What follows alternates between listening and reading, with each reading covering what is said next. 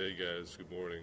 It's Monday morning, and welcome to the kindergarten edition of Current Events today.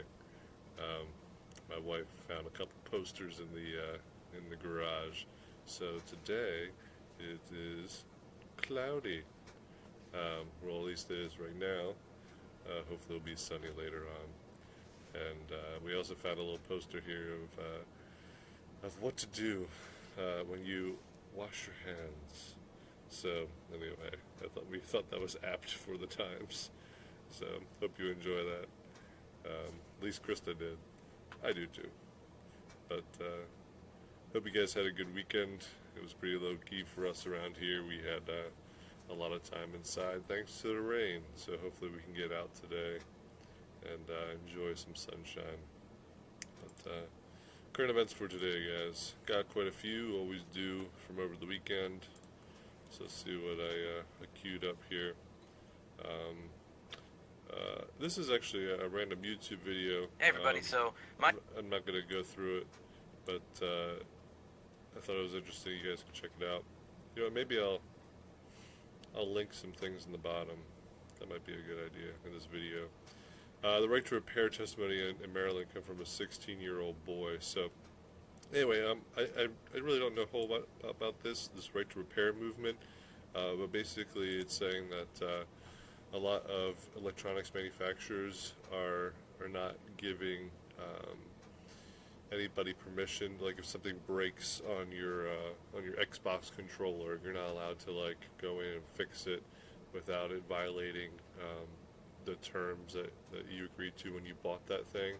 In this case, this guy is talking about how easy it is for people to replace batteries and things on their cell phones, but manufacturers are purposely making it difficult and purposely not telling them things like schematics and things for diagnosing electronics problems.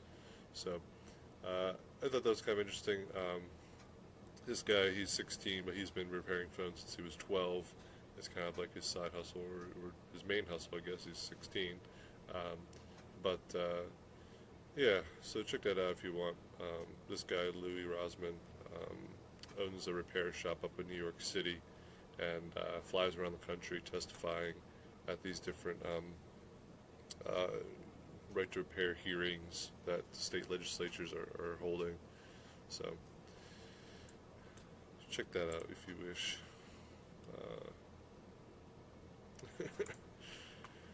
Guys, COVID-19 is hitting the cartels too, guys. It's leading to a shortage of meth and fentanyl as chemicals can't be sourced from China. Oh no. I wonder if they're going to get a bailout. So, anyway. Sinaloa cartels told Vice that importing chemicals they need has been more complicated, creating a shortage and pushing up prices. There you go, guys. Even the cartels aren't immune to global events and economics.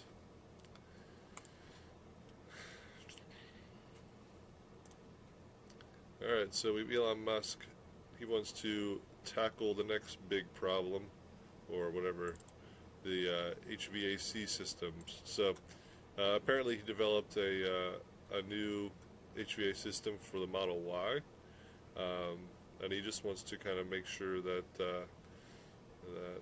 that new technology can be translated into more efficient systems that people can install in their homes. So I don't think it's really something that they've worked too much at yet, but who knows? Maybe they have, and they'll start shipping them out. But I don't know what it's really going to look like. I'm going to have to read a little bit more about it. So that's Elon Musk's next big goal. Speaking of Musk, this is Tesla. The video down here doesn't work, but saying how they're one step closer to full driving capabilities, as Teslas can now stop at red lights and can sense what color light is being displayed. And here you can see it's even in the rain, something like that. So I thought that was interesting. As I tell you, I'm always looking forward to the day when I don't need to drive to work anymore and take a nap instead. Probably heard that the stimulus bill passed, $2 trillion. So I even got a link from one of you guys saying about how the Federal Reserve is going to be basically, pumping a lot of money into the different markets by buying unlimited treasury bonds, and some of the concerns that creates. But for now, most people are just happy because they're going to be getting checks in the mail. So let's not worry about the debt too much yet. But anyway, oh yeah, some Republicans were upset because the House did not do an actual vote. They just did a voice vote. They didn't go an on the record vote. So not exactly sure what the drama was there, but I just thought a on the record vote for something this important would be protocol, but I guess not. Maybe some. Who knows if quorum was if they had quorum for such a thing. But because I heard a lot of lawmakers were out of town still. Here's a random cute one. America stress bought all the baby chickens. Take care of your chickens, guys. So apparently all the chicken hatcheries, they usually ramp up production near Easter anyways. Getting their eggs out to people. Also, chickens, now is the time when people buy chickens anyways for spring if they're setting up their coops.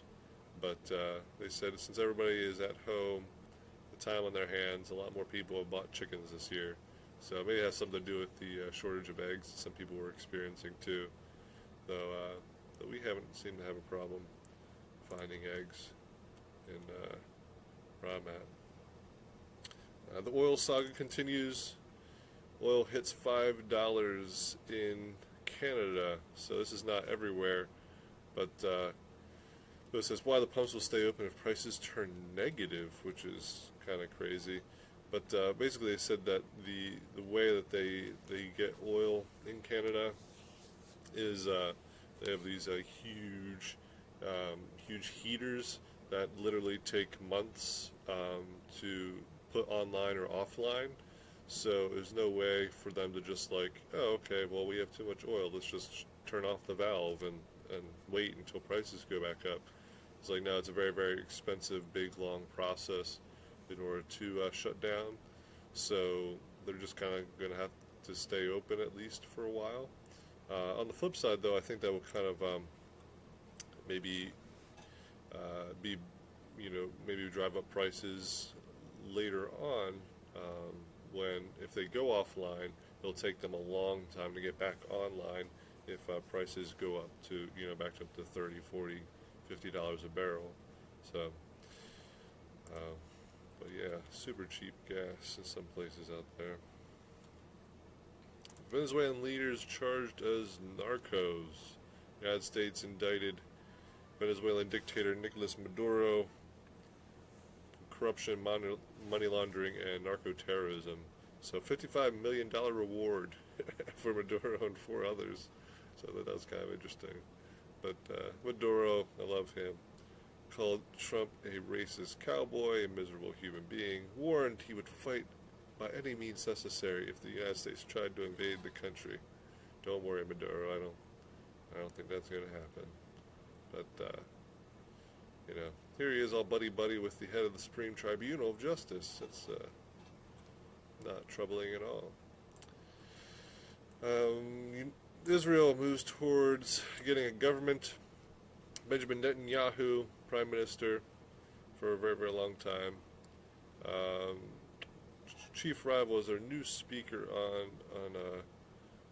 so the members of Israeli parliament elected a new speaker, Benny Gantz. So this guy had been trying to form a coalition government with Netanyahu last year. Is it last April or something like that? April. And hadn't come to an agreement. So now they are, now with COVID-19 and all that going on, they decided that let's get along, let's be friends. We have a common fight. So they are going to be creating a government, figure that out. So some of the drama there continues. Last and certainly least for today, there's a sand timer for people who spend too much time on the toilet. Anyway, enjoy this one, guys. I thought it was silly. I don't know anybody who would need that. No, no. Who does that? That's silly. So, just some random things I might leave links to. Will Smith, because, he's just a random YouTuber. He, he posted a Chill Beats to Quarantine to. So, there's that. It sounds like some of the music I already do play in class when you guys are working, but it's pretty nice. I'll post a link for that. And something I stumbled across this weekend, classicreload.com. You guys can play the Oregon Trail. So I did that while my kids were doing work upstairs. Stevie and I traveled the Oregon Trail, and it was lots of fun, though Matthew died. But anyway, check that out if you were around in the 90s and remember playing this. So anyway, guys, we have a few assignments today, of course. We'll remember next week, I believe, is spring break, so we have that to look forward to.